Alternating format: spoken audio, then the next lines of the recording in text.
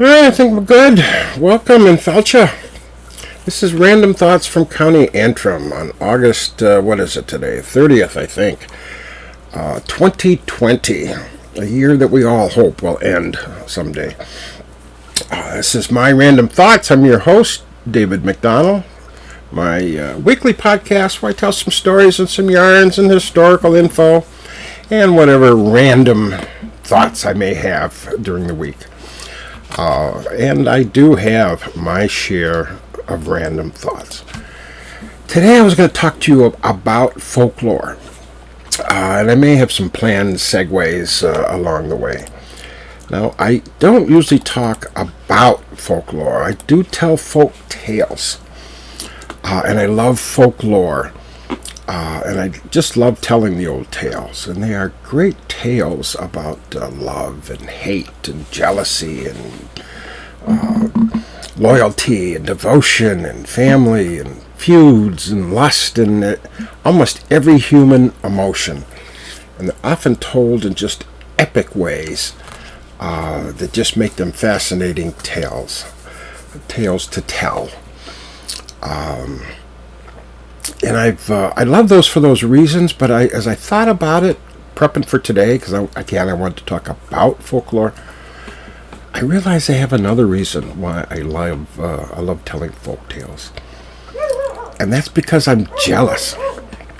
I'm jealous of the guy who made up a story a few thousand years ago, and he told it at a gathering in front of a bonfire, and he mesmerized his audience with the intricacies and the emotions of the tales.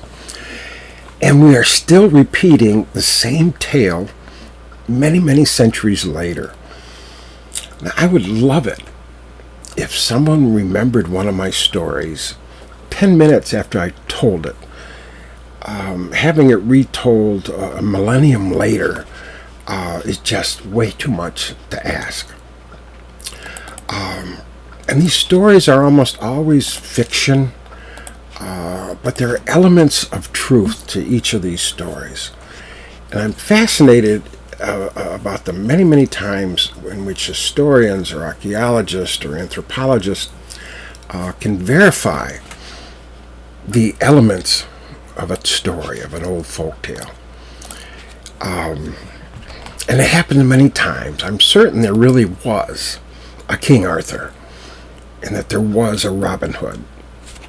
I just know there was. It may not have done everything that we hear tell about, but there was a guy by those two names. And I know there was a lumberjack named Paul Bunyan. There just has to be. Actually, there may have been two Paul Bunyans. There was a lumberjack who worked in Michigan who had the nickname Saginaw Joe. And he was a huge man. Many, many stories about Saginaw Joe. And he was murdered in Bay City, Michigan, which was a lumber town at the time. There was also a French-Canadian lumberjack by the name of Bon Jean. And that many, many tales about him. And his name was often mispronounced and anglicized and whatever. And it probably evolved into Bunyan. But that's a different story. But it's an example, or several examples of where folklore may have had it right. Of course, sometimes it's the exact opposite. There's many, many times I think where folklore is the exact opposite of the truth. And there are indeed many, many examples of that. And it's the old adage that history is written by the winners. And the winners can bend the truth to go the way they want it to, and the losers, their story isn't always told. Adolf Hitler knew this, for example. He, I'm sure, never thought he'd be held accountable for the Holocaust. His was supposed to be 1,000-year Reich, and his extermination would be long forgotten in those 1,000 years, and there would be but an historical footnote. In fact, I think he believed no one would even remember the Jews 1,000 years after the Holocaust. I think I saw far less drastic example of that last week. There was a political convention, virtual convention in many places, live in other places. And if you watched it, you wouldn't know that we are living in a pandemic, or that 1,000 Americans are dying every day from the coronavirus. If the convention speakers were your only source of information, you would believe either that the coronavirus doesn't exist, or certainly is not worth mentioning as important, or you would believe that the president whipped it all by himself and saved the country single-handedly from the coronavirus. Now, depending on how the election comes out in November, this may be how history is written. But that's how folklore evolves. Now, I love the way that history and folklore intersect, sometimes accurately, sometimes not. So I'm going to tell you a story in which folklore got it right. Folklore was spot on. And it's a story about dirt. Specifically dirt in a small hamlet in County Fermanagh in Ireland. The hamlet is Bow. It's spelled B-O-H-O, but it's pronounced Bow. And it comes from the Irish word for hut. And it's located in County Fermanagh. It's in Northern Ireland. And it's 4 or 5 miles from the border with the Republic of Ireland. And people have lived in this region for 4,000 years. There's Neolithic stones in the area. There's some ancient settlements uncovered by archaeologists. There's markings on stones believed to be very early writings. In fact, they've yet to be deciphered. We don't even know what they were intended to mean. And the area was believed to have religious significance, perhaps by the first Neolithic people. Neolithic, by the way, are just the latter Stone Age people who lived thousands of years ago. But it also had religious significance in later years, when the Druids were in Ireland. And the Druids, if you aren't aware, were the learned people of the Celtic world, the ancient Celtic world. They were somewhat of a combination of teachers and priests and judges. And to an extent, they also were the healers of the ancient Celtic people. And there are many, many stories, folklore of ancient peoples, both Celtic and the pre-Celtic people, who, when they were afflicted with one ailment or another, would make a pilgrimage to Bow. And the Druids, again, there's some evidence of this, the Druids had them roll around in the dirt. Or they would grab some dirt and sprinkle it on whatever it was that was ailing the afflicted. And sometimes this practice would work, and sometimes it would not. But it didn't stop people from trying. You had to try. And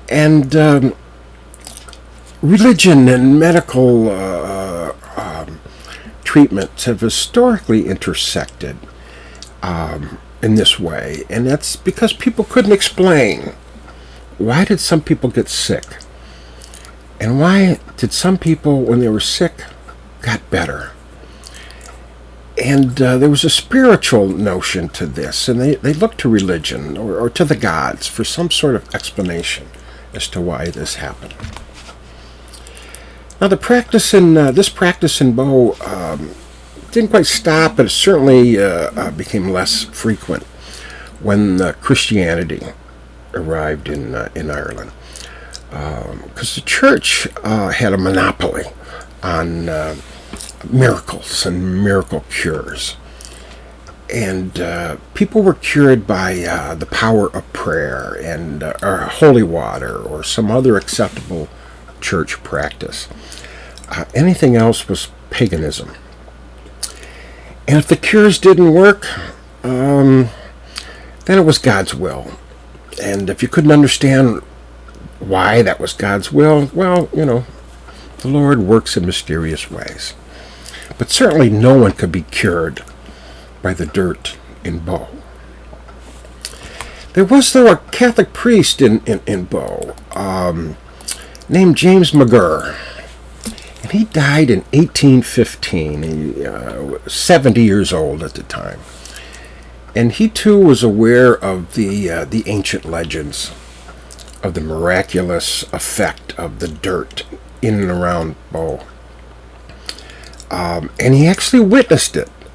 He did see people come to Bow who had one ailment or another, who were somehow cured by the dirt. And so he came to believe it. Now, not as an ancient pagan remedy, but he thought somehow this land around his parish was blessed by God. And he became somewhat of a faith healer. People would come to Bow and to his parish, and he'd sprinkle some dirt on whatever it was that afflicted the parishioner. And again, sometimes it worked, sometimes it didn't. But sometimes it did work. Now, when he died in 1815, on a deathbed, he supposedly said, and I'm going to read a quote here. He says, "After I die, the clay that covers me will cure anything that I was able to cure when I was with you while I was alive." And that became the local custom. People came to his grave. They removed a small part of the dirt above his grave, and they take it home. They put it in a pouch. They put it under their pillow, or they'd rub it on a wound. And again, sometimes it worked, sometimes it didn't.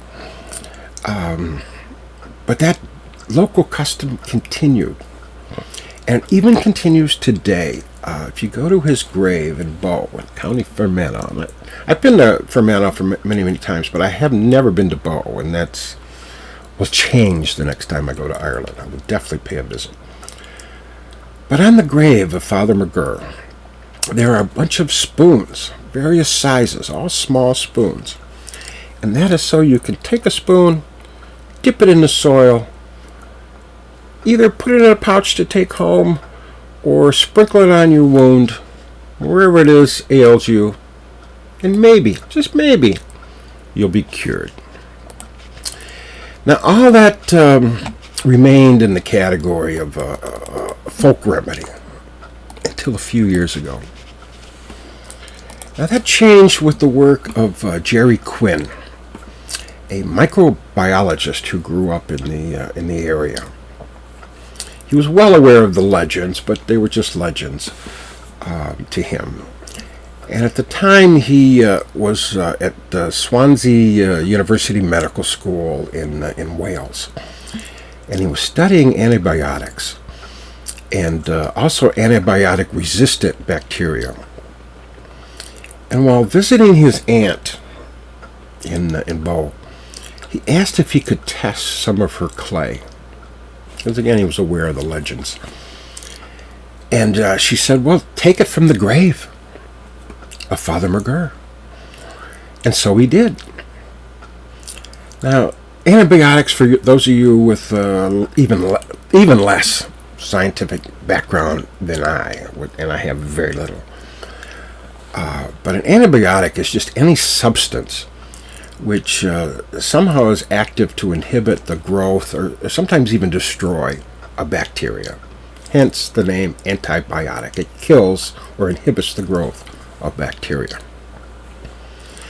Now, a particular type of antibiotic is Streptomyces.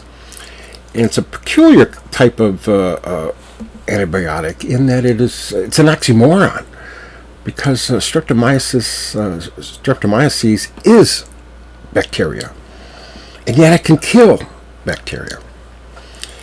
And the reason is sort of the reason. The background is that it's a non-mobile bacteria. It can't swim away from danger. It can't swim towards a more hospitable environment. It is where it is. So it evolved a defense mechanism, and that is to produce an antibiotic which kills any competing organism which is in its immediate vicinity. So while a Streptomyces is itself a bacteria, it produces a substance which kills or at least inhibits other bacteria, competing bacteria. This is my area, not yours. So another bacteria comes around a Streptomyces. Streptomyces says, off with you. Be gone. Now, Streptomyces is found in soil. And researchers in Swansea studied dirt from a variety of places. Saudi Arabia, Brazil, Tibet, many other places around the world that have a unique combination of soil and climate, typically in an inhospitable setting. Now, the hard part of the study is keeping these microorganisms in the soil, from soil samples, alive in the lab. And that's the project that Jerry Quinn was working on. How do you keep the microorganisms alive, taken from some remote part of the world, and keeping them alive in the lab in Swansea? And that's what led him to gather samples from Bow. Bow is kind of unique, alkaline grasslands. It has a unique array of plants. It's scarpland. Scarps are just a series of ridges with a gentle slope on one side and a sharp slope on the other, with boglands at the bottom. And because of the local geology and kind of low-intensity farming, the region around Bow looks the same today, I'm told, as it did thousands of years ago. It hasn't changed much at all. So that led Quinn to go to Bow, take a sample of soil, scooped it out with a spoon, took a sample of soil from Father McGirr's grave, and take it back with him to his lab in Swansea in Wales. Now, what did Jerry Quinn and his colleagues discover? Well, they discovered a strain of Streptomyces which had been previously unknown. And in fact, it's still not known to be anywhere else in the world other than in Bow. And this particular strain does quite well in inhibiting certain superbugs. The superbugs are bacteria which, for whatever reason, are not inhibited by other antibiotics. And so they may remain a serious threat to people today. Superbugs have developed some sort of defense mechanism against antibiotics that other bugs have not. So there it is. Jerry Quinn and his colleagues discover there is a strain of Streptomyces, which is an antibiotic, which can in fact inhibit other bacteria. So maybe the dirt in Bow can prevent infections. Maybe if you put it under your pillow, it can cure a sore throat. If you put it on a wound, maybe it does stop the wound from becoming infected.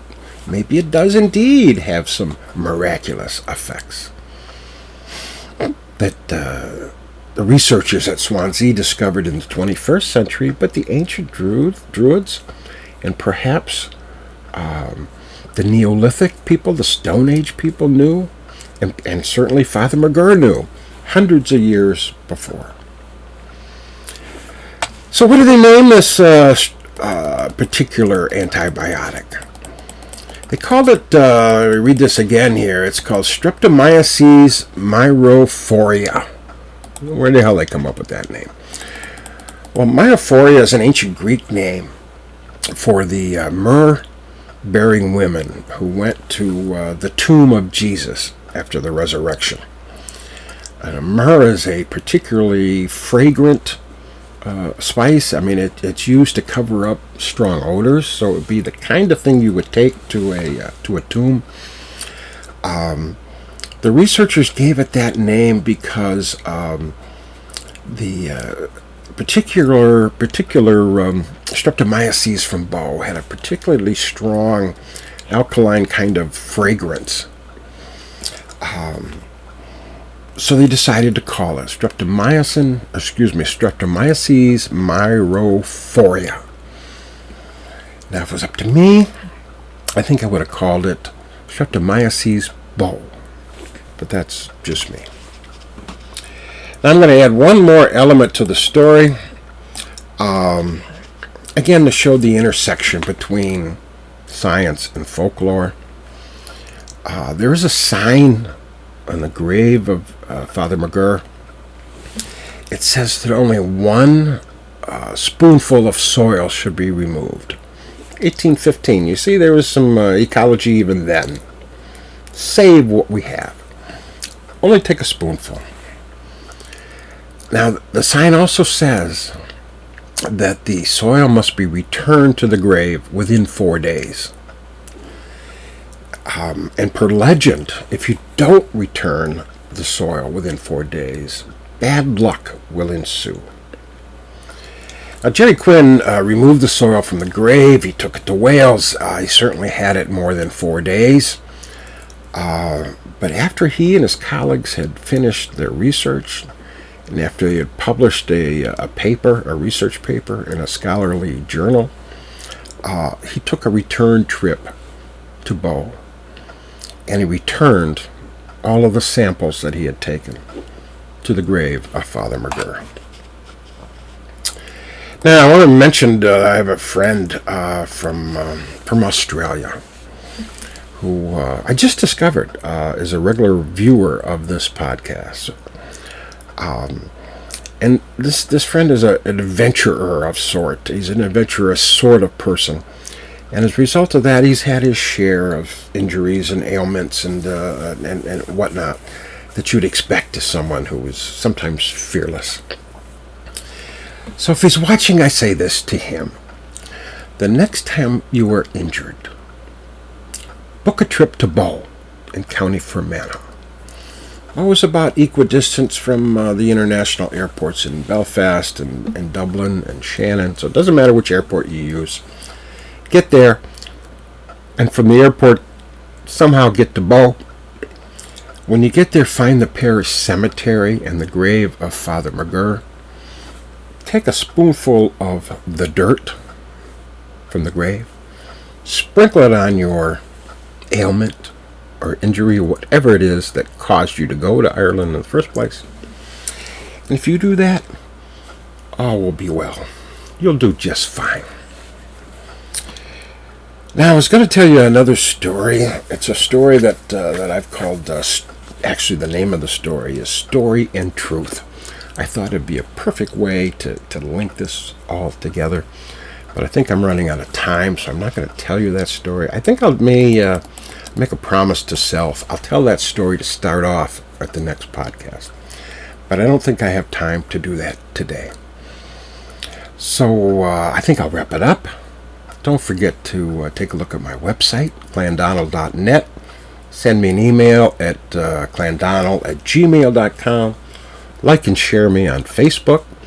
One of the things you'll see on my postings online and on Facebook is that I'm starting to arrange bookings for 2021. It looks like maybe there will be some festivals again, or at least we're keeping our fingers crossed that we can control the virus enough, and people will be smart enough that we can control the virus next year, and the entire world will get a little bit closer to normal. We may not be 2019 or that type of normal, but we'll get a little closer if we use our head. So with that, I'll tell you to remind you to be safe and be smart and do the right thing. So goodbye.